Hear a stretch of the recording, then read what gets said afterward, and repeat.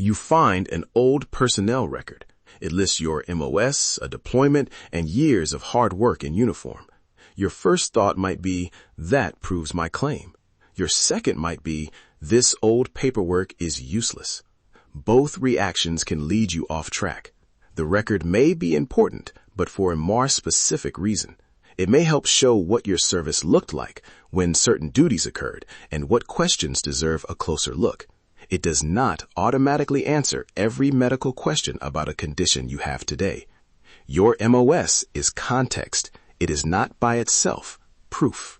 Welcome to the Veteran Benefits Reset Podcast, where we help veterans and their families better understand the VA disability benefits process, one step at a time. I'm your host, Cameron Burrell, a U.S. Army veteran and founder of VetBiz Media. Whether you are filing for the first time, revisiting an older decision, or helping a family member sort through records, today's conversation is about using military personnel documents wisely.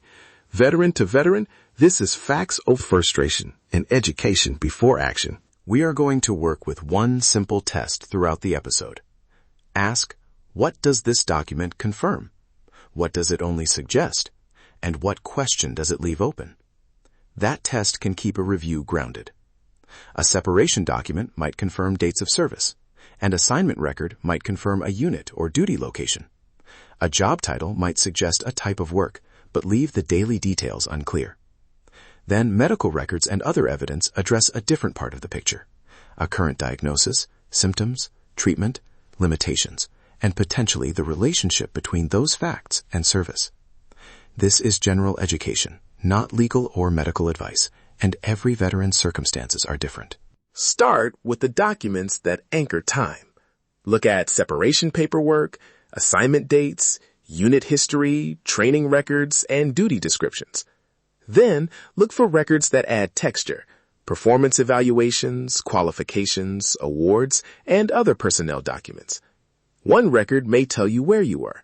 Another may tell you what the assignment involved.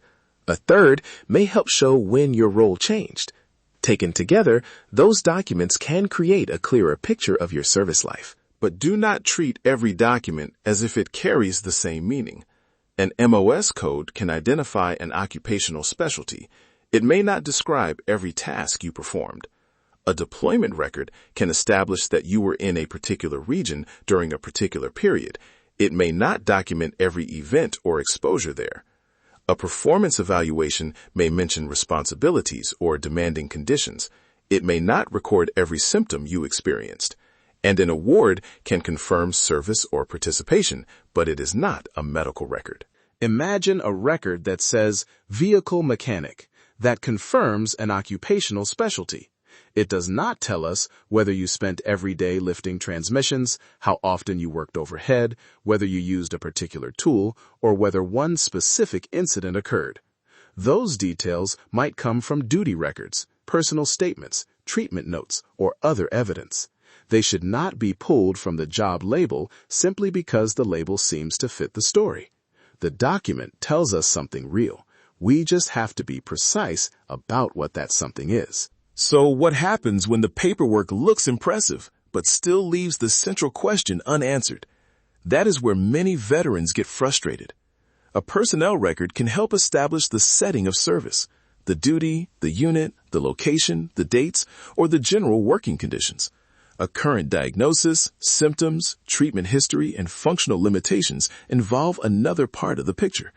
Whether a current condition is related to service may require medical evidence and qualified professional evaluation. Personnel records can support the factual timeline, but they usually can't answer every medical or adjudicative question by themselves.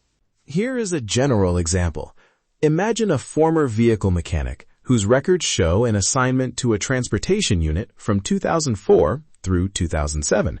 The paperwork confirms the unit and the dates. The veteran remembers long shifts and lifting heavy components, but does not remember the exact date symptoms began. Years later, treatment records document back pain and limits on lifting. That is not a guaranteed outcome. It is a better organized set of facts and questions.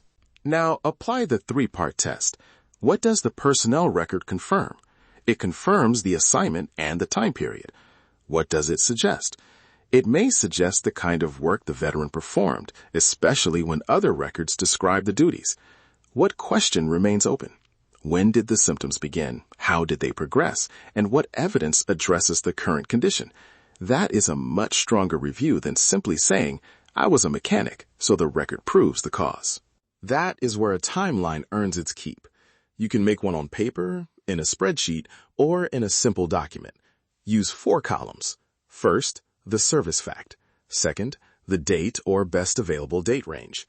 Third, the symptom, event, or circumstance you personally remember. Fourth, later medical or functional information, with the source if you know it. For example, your first line might say, assigned to a transportation unit, approximately 2004 through 2007. Your second line might say, performed maintenance and lifted heavy components, based on personal recollection. A later line might say, sought treatment for back symptoms, with the date taken from a medical record. Notice the wording.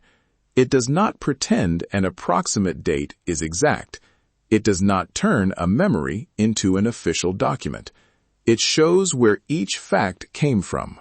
And here is the discipline that matters. Do not let a blank space bully you into inventing an answer. If the date is approximate, say approximate. If the event is uncertain, say uncertain. If you do not know whether a particular exposure occurred, write that it needs verification. A careful timeline is not supposed to sound perfect. It is supposed to be honest enough to show what is known, what is remembered, and what still needs to be checked. As you build the timeline, look for changes and gaps. Was there a new assignment before the duties changed? Was there training before a different work environment? Is there a separation examination or later medical visit that helps establish timing? Did symptoms begin during service, after service, or at a point you cannot currently identify? Did they affect work, sleep, movement, concentration, or ordinary activities? These are organizing questions, not conclusions. Also include the years after military service. Post-service work, injuries, treatment, medical conditions, and other life circumstances can be part of the complete history. Including them does not weaken your story. It makes the timeline more accurate. A responsible review does not hide information because it feels inconvenient, and it does not exaggerate information because a stronger sounding version feels more persuasive. It puts the whole sequence on the table. A few mistakes come up again and again. The first is treating an MOS as a complete description of every duty. The second is treating a deployment location as proof of a specific exposure or incident without checking the records. The third is treating an award as evidence of a diagnosis. The fourth is using confident language where the evidence is uncertain. I was assigned there during this period is different from this definitely caused my condition. The fifth is ignoring a record that seems to conflict with your memory. If 2 documents do not line up, preserve both and mark the difference for review. When something is confusing, turn the confusion into a focused question.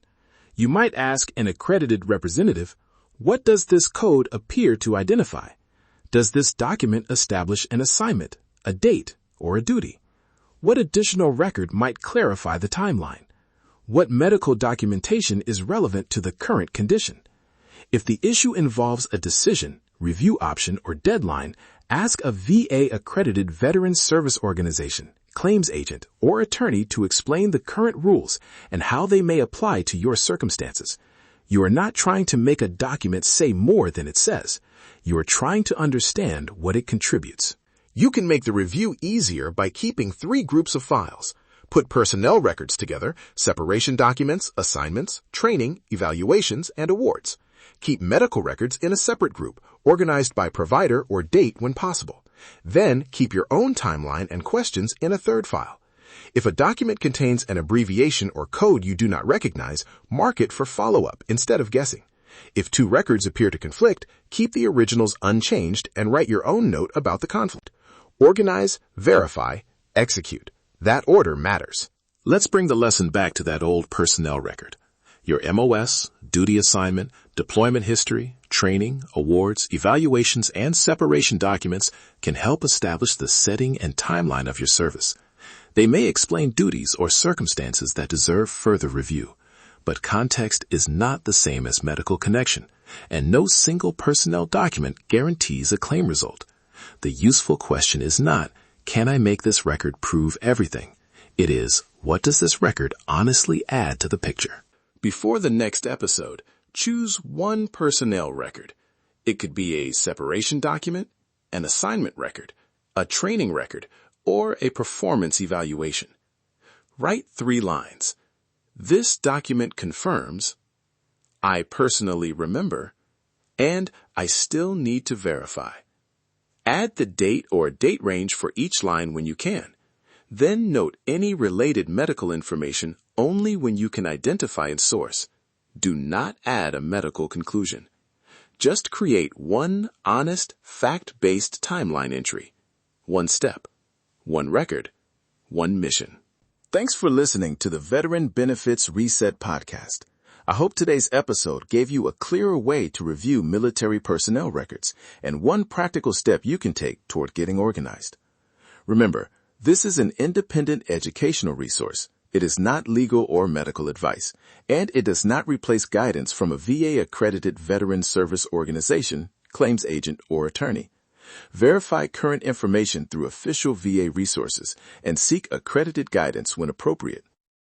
If you found this episode helpful, follow the podcast, leave a review, and share it with another veteran, family member, or caregiver who could benefit. Download your free 7-step Veteran Benefits Reset Guide at vetbizmedia.com/veteran7. Your service did not expire. Your story is still worth reviewing. Take the next responsible step.